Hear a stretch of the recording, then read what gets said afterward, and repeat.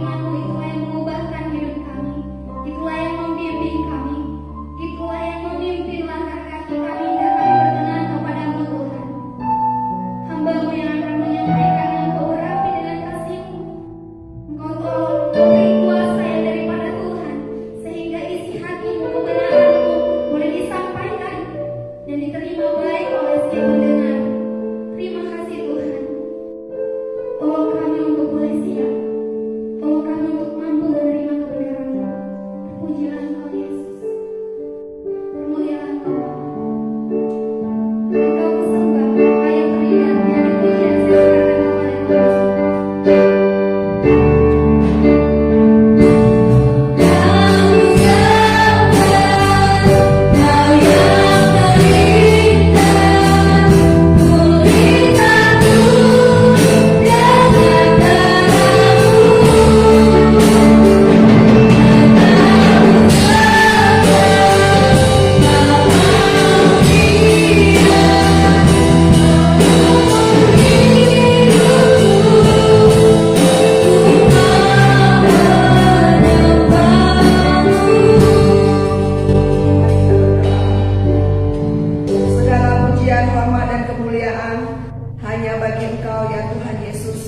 yang berkuasa atas seluruh kehidupan manusia.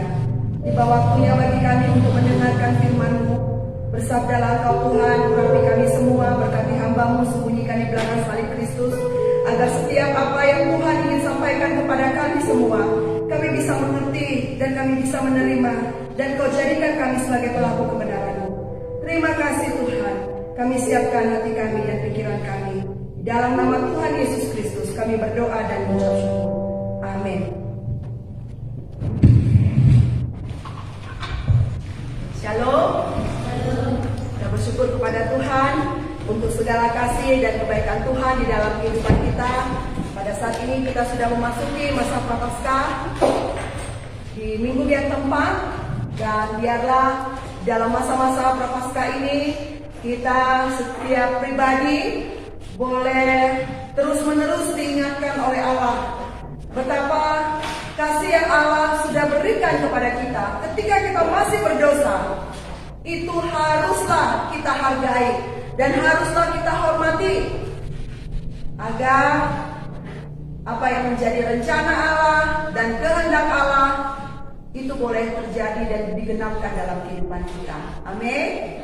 Nah, Bapak Ibu dan saudara terkasih, begitu juga dengan jemaat Tuhan yang ada di dalam live streaming STTOI pada saat ini. Mari kita bersama-sama akan merenungkan kebenaran firman Tuhan yang terambil dari Injil Yohanes. Injil Yohanes yang ketiga, Injil Yohanes pasal yang ketiga, di dalam ayatnya yang ke-14 sampai dengan ayat yang ke-21.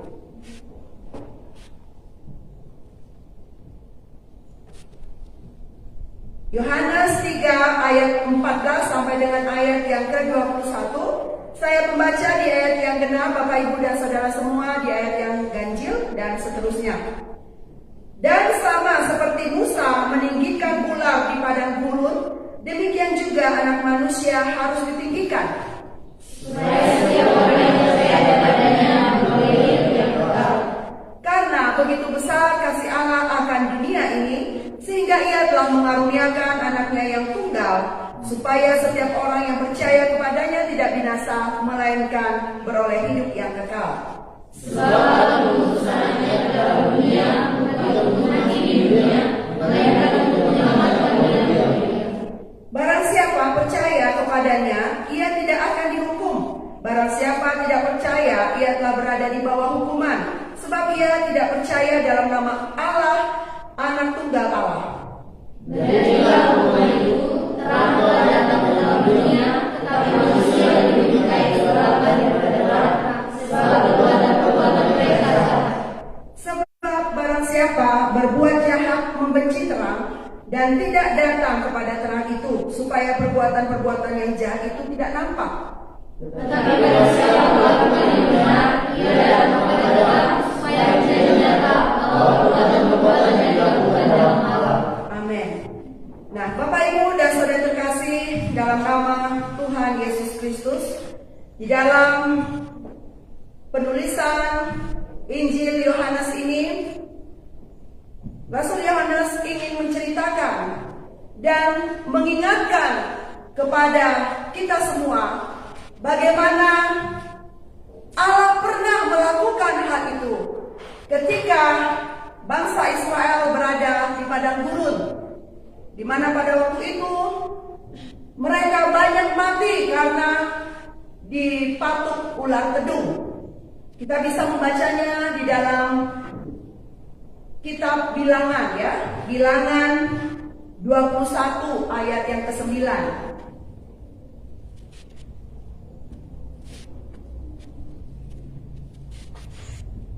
Di situ ada perikop ular tembaga. Bagaimana di dalam ayat yang keempat sampai dengan ayat yang ke-9, Musa disuruh oleh Allah untuk membuat ular kedung, untuk membuat tiang. Ya, di ayat yang ke-8, buatlah ular kedung dan taruhlah itu pada sebuah tiang. Maka setiap orang yang terpagut, jika ia melihatnya akan tetap hidup. Dan Musa membuat ular tembaga, menaruhnya pada sebuah tiang. Maka jika seorang dipagut ular dan dia memandang kepada ular tembaga itu, tetaplah ia hidup. Pada waktu itu, bangsa Israel sedang mengalami suatu permasalahan yang besar, di mana mereka tidak percaya kepada Allah, sehingga meragukan apa yang dikatakan oleh Musa. Banyak dari mereka yang mati di padang gurun karena tidak ada air, tidak ada roti, dan makanan hambar yang mereka makan selama mereka ada di padang gurun. Kemudian mereka mengeluh dan mereka protes terhadap Musa. Dan mereka mengatakan, apakah engkau ingin mematikan kami? Nah, hal-hal yang dikatakan oleh orang Israel kepada Musa membuat Allah marah. Bukankah orang Israel sendiri yang berseru-seru kepada Allah supaya mereka dikeluarkan dari Mesir? Bukankah orang Israel sendiri yang menginginkan supaya Allah menyelamatkan mereka dan membawa mereka kembali ke tanah yang sudah dijanjikan oleh Allah kepada nenek moyang mereka? Tetapi di dalam perjalanan di padang gurun, orang Israel mengeluh, dan Allah berfirman kepada Musa, buatlah tongkat dan taruhlah ular kedung, supaya setiap orang yang melihat kepada ular tersebut, mereka akan hidup. Sehingga dengan cerita yang ada itu, Rasul Yohanes ingin menyampaikan kembali kepada para pembacanya, termasuk kita pada saat ini, bagaimana kisah mengenai ular tersebut, kisah mengenai bagaimana orang Israel melihat kepada ular tersebut, sebenarnya menunjukkan kasih Allah kepada umat manusia. Allah membuat supaya manusia itu tidak melihat kepada apa yang ada di sekitarnya. Tetapi ketika manusia mengalami pergumulan, nah inilah susahnya manusia itu. Mereka banyak yang kecewa, mereka banyak putus asa, sehingga mereka bisa saja mengalami pergumulan yang besar dan akhirnya lupa untuk melihat kepada kasih Allah yang sempurna tersebut. Sehingga Rasul Yohanes menuliskan di dalam ayat yang ke-14 itu, sama seperti Musa meninggikan ular di padang gurun, demikian juga anak manusia harus ditinggikan. Kisah yang tidak pernah dilupakan oleh orang Israel, hendaknya itu juga diingatkan kepada orang-orang yang percaya masa kini untuk melihat kepada Yesus Kristus. Maka engkau akan diselamatkan. Allah mengupayakan hal ini supaya manusia bisa menerima keselamatan itu. Memang Bapak, Ibu, dan Saudara terkasih dalam nama Tuhan Yesus, setiap orang keturunan Adam dan Hawa itu semua pasti tidak selamat karena sudah berada di bawah hukum dosa. Bukankah kita termasuk keturunan dari Adam dan Hawa? Berarti kita pun pasti tidak akan selamat. Pasti kita mengalami hukuman yang kekal dari Allah. Orang yang dibawa di dalam dosa, orang yang berada di bawah dosa, pasti dia akan binasa. Roma 6 ayat 23 mengatakan, upah dosa adalah maut, tetapi kasih karunia Allah adalah hidup yang kekal. Amin. Hal itu adalah suatu kasih Allah, kasih yang sejati yang Allah ingin sampaikan kepada manusia, dan Allah menginginkan supaya manusia juga bisa meresponi hal tersebut. Meresponi. Karena saya adalah dosen PAK, dosen pendidikan, sehingga saya sangat mengerti apa arti meresponi. Jikalau seorang guru mengajar siswa-siswinya, ada 3 domain, ada 3 wilayah yang menjadi penilaian bagi seorang guru pada peserta didiknya, yaitu domain afektif, kognitif, dan psikomotorik. Domain afektif bagaimana sifat murid tersebut ketika mereka menerima pengetahuan itu, mereka bisa mengerti. Itulah sampai kepada pengetahuan. Di dalam afektif tidak hanya pengetahuan, tetapi sikap yang perlu untuk meresponi pengetahuan yang didapatkan. Domain afektif, domain kognitif, ketika dia sudah memiliki sikap, maka dia pasti sampai kepada pemahaman. Kognitif, ada sesuatu perubahan dari yang tidak tahu menjadi tahu. Setelah itu domain psikomotorik, yaitu bagaimana tindakan, bagaimana kelakuannya. Jadi ketika dia sudah mengerti, dia memahami, maka dia pasti akan melakukan. Nah, di dalam konsep teologi perlu kita memahami firman Tuhan, perlu kita tahu firman Tuhan, tetapi tidak boleh hanya sekedar pengetahuan, tetapi bagaimana respon kita terhadap firman Tuhan tersebut.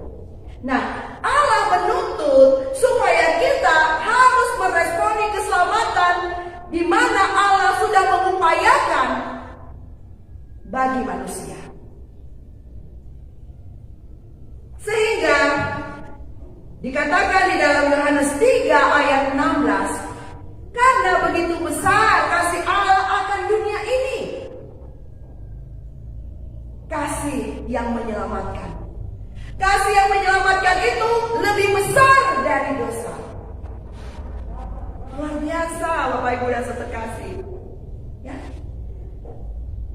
Allah mengasihi dunia ini sehingga Ia telah mengaruniakan anaknya yang tunggal, supaya setiap orang yang percaya kepadanya tidak binasa, melainkan beroleh hidup yang kekal. Ketika manusia ada di dunia ini, manusia mencari keselamatan hidup yang kekal. Itulah kebutuhan yang utama di dalam kehidupan manusia. Makan, minum itu hanya sementara. Ingat bagaimana perumpamaan Yesus berjumpa dengan perempuan Samaria ketika Yesus berada di sumur Yakub.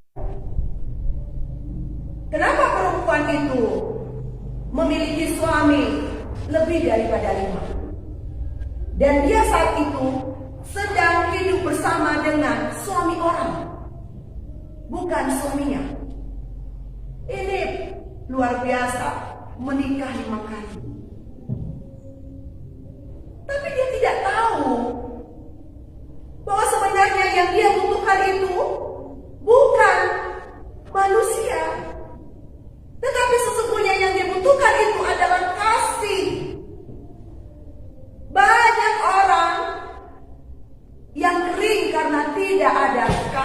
dalam kehidupannya.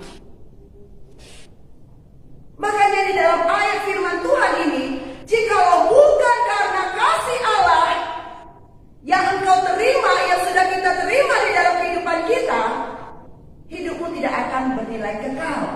Amin.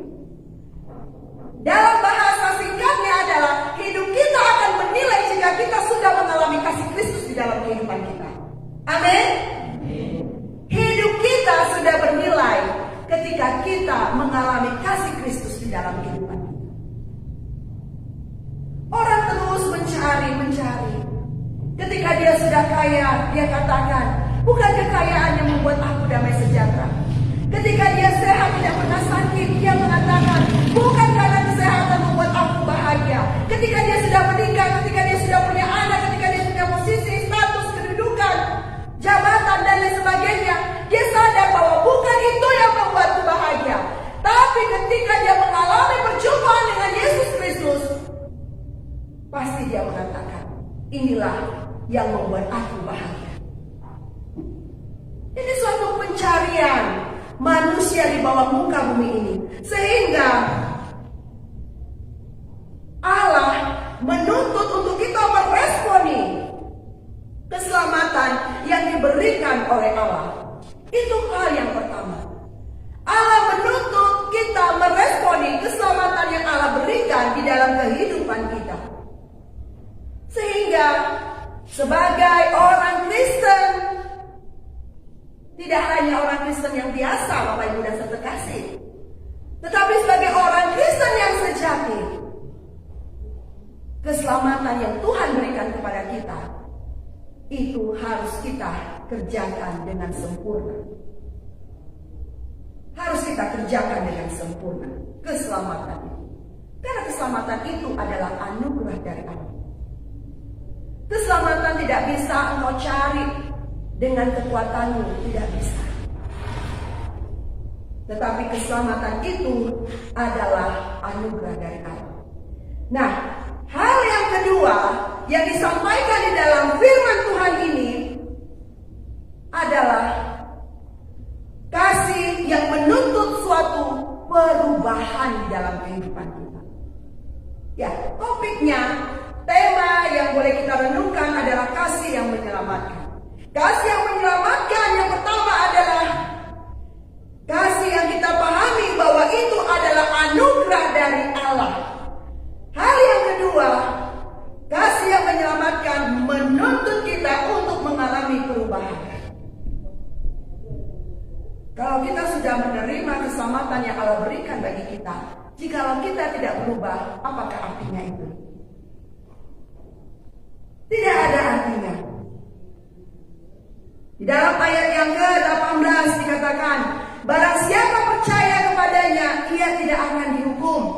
Barang siapa tidak percaya, ia telah berada di bawah hukuman, sebab ia tidak percaya dalam nama Anak Tunggal Allah.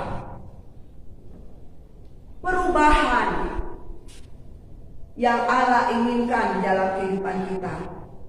Orang yang mengklaim dirinya adalah anak Tuhan, makanya dia harus hidup di dalam perubahan dari manusia lama menuju manusia yang baru.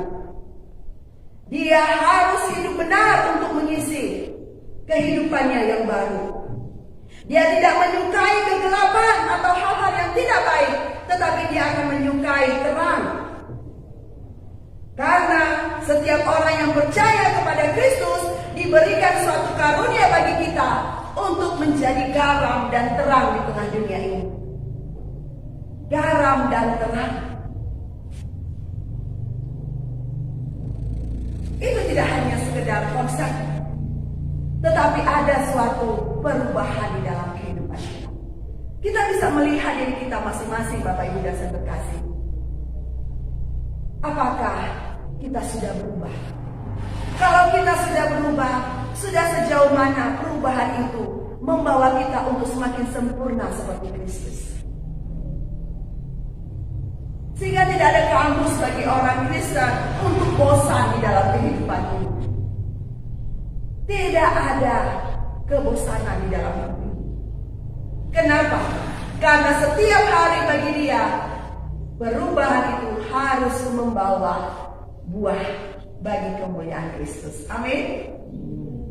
Buah yang harum, buah yang siap untuk diterima oleh orang lain, dan akhirnya buah itu berdampak bagi banyak orang.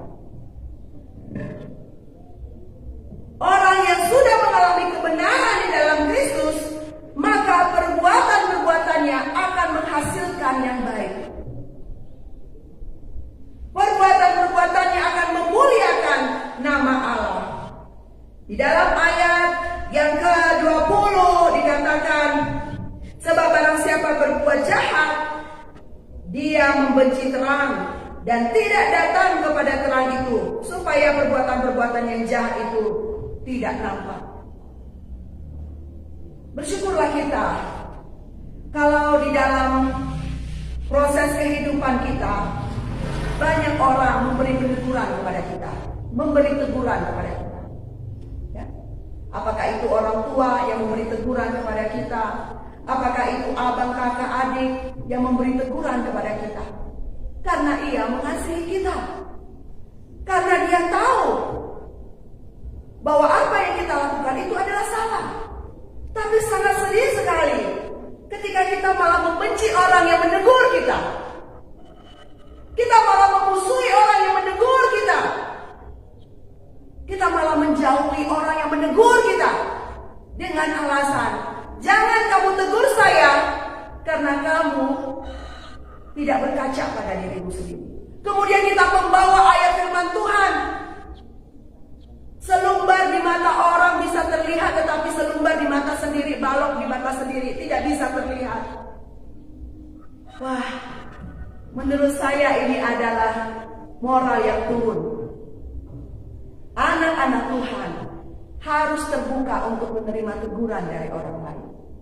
Ketika dia ditegur, maka dia harus menerima teguran itu dengan hati yang terbuka, dan dia memohon kekuatan kepada Roh Kudus Allah untuk memampukan dia melakukan yang terbaik bagi Tuhan dan bagi sesama manusia. Makanya di dalam perjalanan sejarah kehidupan manusia, kalau kita melihat banyak para filsuf, ya, Aristoteles, Plato, Socrates, dan lain sebagainya. Kemudian mereka mengajar peserta didik mereka, sehingga muncullah kelompok intelektual, ya, filsuf, ya, dan lain sebagainya. Kemudian masuk pada gereja-gereja. Kemudian kita melihat bagaimana tokoh reformator, ada Martin Luther, Zwingli, kemudian Calvin.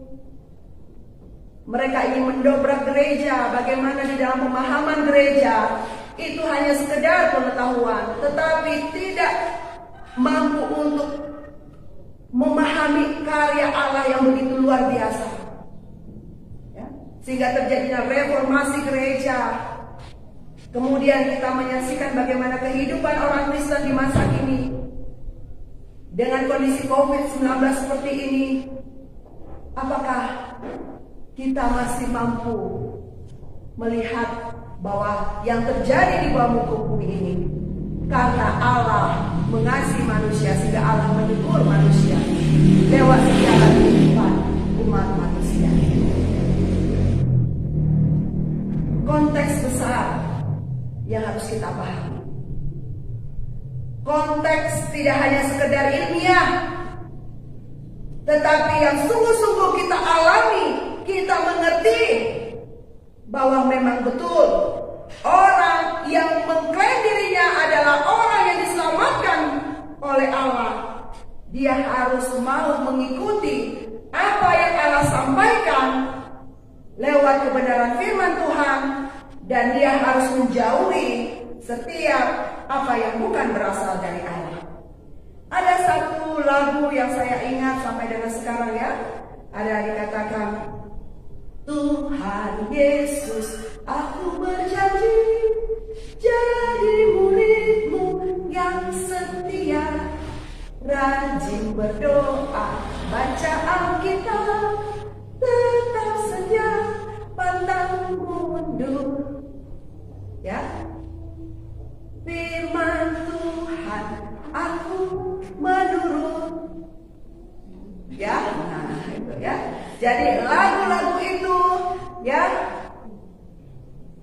sebaiknya kita kumandangkan setiap waktu. Walaupun saya agak lupa liriknya ya, tetapi syair ataupun lagu tersebut sangat menguatkan. Tidak peduli sudah berapa lama kita hidup baru di dalam Tuhan, ya. Kita ingin tetap terus menjadi alatnya Tuhan. Kita ingin tetap terus memberitakan kebenaran Kristus Yesus kepada orang lain dan mengatakan bahwa kasih Kristuslah yang menyelamatkan manusia, bukan yang lain. Ya. Ada pendapat daripada agama tertentu mengatakan bahwa perbuatan baik itu menyelamatkan. Padahal sebenarnya itu salah. Perbuatan baik itu tidak menyelamatkan, tetapi hanya kasih Kristus, anugerah Allah, itulah yang menyelamatkan engkau. Bapak, Ibu, dan saudara terkasih dalam nama Tuhan Yesus, ketika kita merenungkan tulisan-tulisan daripada Rasul Yohanes ini, ya, bahwa Yohanes memahami sungguh-sungguh kasih Allah itu, kasih yang tidak pernah pudar oleh waktu, kasih yang membawa kepada orang untuk mengalami perubahan di dalam kehidupannya, kasih yang menyelamatkan manusia, kasih yang membuat orang untuk mengampuni orang lain, untuk mengakui bahwa hanya Allah yang berdaulat atas hidupnya. Tapi sayangnya manusia suka mempelintir, ya, memutarbalikkan fakta tentang kasih. Ya. Sangat sedih sekali ketika saya dapat informasi bahwa setiap tanggal 14 Februari, ya, budaya di Jepang, ya, itu adalah budaya untuk membuat perempuan sudah kehilangan keperawanannya, ya. Mereka menunjukkan kasih yang bukan diajarkan oleh Kristus, karena memang kebanyakan daripada mereka tidak mengenal Kristus, ya. Sehingga mereka hidup di dalam budaya leluhur mereka dari generasi ke generasi. Kemudian kehidupan orang di Eropa, ya, membuktikan kasih sehingga walaupun belum diberkati di dalam gereja, mereka bisa hidup satu rumah. Ya, kalau kita istilahnya kumpul kebo begitu ya, selibat begitu ya, bisa tinggal di dalam satu rumah tanpa ada ikatan suami istri. Itulah orang-orang yang ada di Eropa sana. Kenapa? Karena mereka mengklaim dirinya mengasihi. Orang di Indonesia masuk ke dalam pengaruh westernisasi atau kebarat-baratan, akhirnya melakukan hal tersebut. Kita bagaimana, Bapak Ibu dan Saudara kasih? Ya, ingat, status kita tidak hanya status di dunia ini, tetapi status anak-anak kerajaan Allah. Jikalau kita adalah anak-anak kerajaan Allah, maka kita pun harus bisa menerapkan apa yang Tuhan Allah inginkan untuk kita lakukan di muka bumi ini. Kehidupan kita harus berbeda dengan kehidupan di dunia ini. Cara berbicara kita, cara bersikap kita, cara kita meresponi haruslah berbeda. Ini suatu tantangan yang besar bagi orang-orang yang tidak mengerti firman Allah. Tetapi bagi orang-orang yang memiliki haus dan kerinduan yang besar akan firman Allah, maka ini sesuatu hal yang mulia bagi dia. Karena bukan dia yang bisa melakukan itu, tetapi Kristuslah yang memampukan dia untuk bisa melakukan hal tersebut. Harus ada perjumpaan pribadi dengan Tuhan. Harus ada. Sehingga kalau kita membaca di dalam Yohanes 3 ayat yang pertama sampai dengan ayat yang ke-13 itu, Yesus bercakap-cakap dengan Nikodemus. Ya. Nikodemus memimpin agama Yahudi, orang Farisi. Mereka sangat menaati hukum Taurat, tetapi mereka belum dan tidak mau berjumpa dengan Kristus Yesus. Nah, kiranya kita yang sudah mengetahui firman Tuhan ini, kita tidak memiliki sikap seperti Nikodemus ya, tetapi kita menuntut diri kita untuk mengalami pembaharuan di dalam Kristus Yesus. Sehingga ini penting sekali ya Bapak Ibu dan Saudara terkasih. Ketika kita mengerti tentang keselamatan itu hanya anugerah Allah, itu poin yang pertama tadi. Dan poin yang kedua, dituntut respon yang benar untuk keselamatan yang kita terima dari Allah itu, maka kita harus mengalami perubahan hidup. Ya. Sampai sejauh mana perubahan hidup itu sudah kita lakukan, sudah terjadi di dalam kehidupan kita. Silakan Anda semua merenungkan itu di dalam hatimu masing-masing. Sehingga bersyukur waktu-waktu yang Tuhan berikan, kita bisa lihat sebagai kesempatan untuk kita selalu lebih baik dari hari-hari yang kemarin. Selalu lebih baik, selalu berjuang untuk keselamatan yang sudah Allah berikan bagi kita. Bapak Ibu dan Saudara terkasih dalam nama Tuhan Yesus, biarlah di dalam perenungan kita tentang tema kasih yang menyelamatkan ini membuat kita untuk tetap terus hidup di dalam kebenaran Kristus. Kita tetap terus menghidupi firman Tuhan. Ketika saya menjadi orang Kristen baru lahir, ya, mengalami Kristus dalam kehidupan saya, ada suatu tantangan yang disampaikan oleh kakak rohani saya, katakan, kamu mau mengalami perubahan terlihat itu sampai berapa lama? Ya, bisa saja 5 tahun berubah, kemudian 5 tahun ke depan berubah lagi menjadi lebih buruk, gitu ya. Sehingga dikatakan, kalau memang berkomitmen untuk menjadi orang yang berubah, maka harus lebih baik, bukan berubah menjadi lebih buruk. Sehingga dia menyuruh saya untuk membuat perubahan-perubahan hidup 5 tahun ke depan, apa yang ingin dilakukan 10 tahun ke depan, 15 tahun ke depan, 20 tahun ke depan.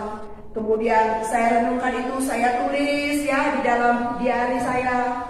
Saya tulis itu 5 tahun ke depan, apa ya target yang ingin saya capai gitu ya. Kemudian 10 tahun berikutnya dan seterusnya. Kemudian setelah saya taruh itu di dalam kertas, kami mendoakan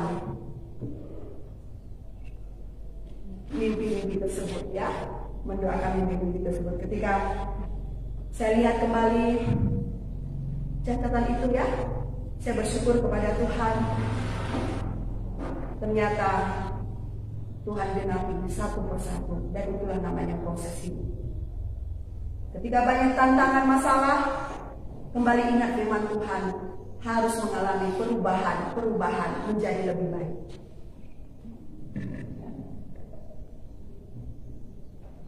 Kan manusia kan selalu ingin berubah ya. Manusia selalu berubah. Ya. Tetapi ketika kita yang sudah mengalami Kristus di dalam kehidupan kita, seharusnya perubahan itu harus menuju yang lebih baik. Amin. Ya. Perubahan menuju yang lebih baik karena kita menghargai Roh Kudus Allah yang ada di dalam hati kita. Yohanes menantang kita untuk meresponi firman Tuhan ini dengan sungguh-sungguh. Meresponi firman Tuhan. Kita harus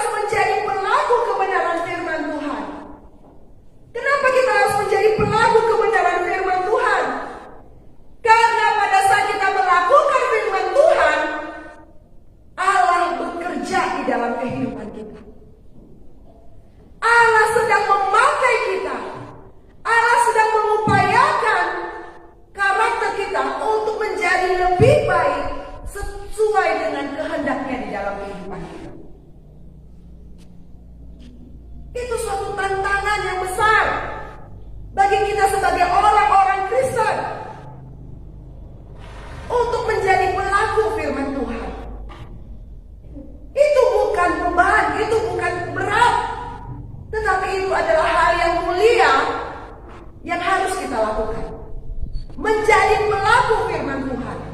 Orang yang melakukan firman Tuhan, maka dia memiliki integritas hidup yang kuat. Mungkin banyak di hadapan saya ini, ya, sebagai mahasiswa, sebagai alumni, sebagai orang yang sudah dewasa, tantangan hidup untuk menjadi pelaku firman Tuhan harus tetap terus kita dengungkan di dalam pikiran kita. Karena dengan melakukan firman Tuhan, kita dituntut untuk tetap terus menghargai Kristus yang ada di dalam diri kita. Apakah berat untuk menjadi pelaku firman Tuhan? Contoh kecil, misalnya kita menemukan ada kesalahan-kesalahan di dalam pekerjaan kita. Apakah itu bentuk korupsi? Apakah itu bentuk kejahatan lain? Maka kita mengingat firman Tuhan dan kita memberikan teguran kepada orang yang melakukan kesalahan tersebut. Banyak hal-hal yang lain yang bisa kita praktekkan di dalam menjadi pelaku firman Tuhan. Tapi firman Tuhan katakan, lakukanlah itu di dalam kasih Kristus. Karena kasih menutupi banyak sekali dosa. Biarlah ketika firman Tuhan ini boleh kita dengar, mari kita mau tunduk di dalam kuasa Kristus. Kasih yang menyelamatkan dalam kehidupan kita membuat kita untuk tetap setia kepada Sang Pemberi Kasih, yaitu Allah Bapa sendiri. Allah sudah mengaruniakan anaknya yang tunggal, yaitu Yesus Kristus, supaya kita, orang-orang yang sudah diselamatkan oleh Allah, mampu melakukan apa yang Tuhan Yesus sudah teladankan, apa yang Tuhan Yesus sudah lakukan di dunia ini pada waktu itu. Untuk kita pun juga melakukan hal tersebut, supaya hidup kita juga dipermuliakan oleh Allah. Amin. Biarlah firman Tuhan memberkati kita, dan mari kita berdoa. Bapa kami yang bertata di dalam kerajaan surga, kami bersyukur kasih-Mu itulah yang menyelamatkan kami. Kasih-Mu menuntut kami untuk memiliki respon yang benar, bahwa bukan dengan kekuatan kami bisa diselamatkan, tetapi anugerah Allah. Karena anugerah Allah yang mampu menyelamatkan kami. Dengan kasih itu kami harus mengalami perubahan yang dikerjakan oleh Roh Kudus sendiri, membaharui hati dan pikiran kami, manusia yang terbatas ini, ya Tuhan. Oleh sebab itu, biarlah Roh Kudus yang ada di dalam hati kami terus menerus bekerja, dan kami mau menjadi pelaku-pelaku firman Tuhan, karena kami mengasihi Engkau, Tuhan Yesus. Terima kasih Bapa. Di dunia yang menawarkan kasih yang semu, di dunia yang menawarkan kasih yang tidak menyelamatkan, tetapi kami bersyukur hari ini kami dikuatkan, kami diteguhkan, bahwa ketika kami sudah menerima Yesus dalam kehidupan kami, sesungguhnya kasih yang kami miliki itulah yang harus kami pancarkan kepada orang lain, sehingga orang lain pun akhirnya melihat Kristus dan percaya kepada Kristus Yesus. Terima kasih Bapa untuk pengertian, untuk firman yang Tuhan berikan bagi kami lewat kebenaran firman Tuhan pada pagi hari ini. Terpujilah Engkau Bapa yang baik. Kami siap untuk melakukan firman, menjadi pelaku-pelaku kebenaran di tengah dunia yang tidak benar. Dalam nama Yesus Kristus kami berdoa dan mengucap syukur. Amin.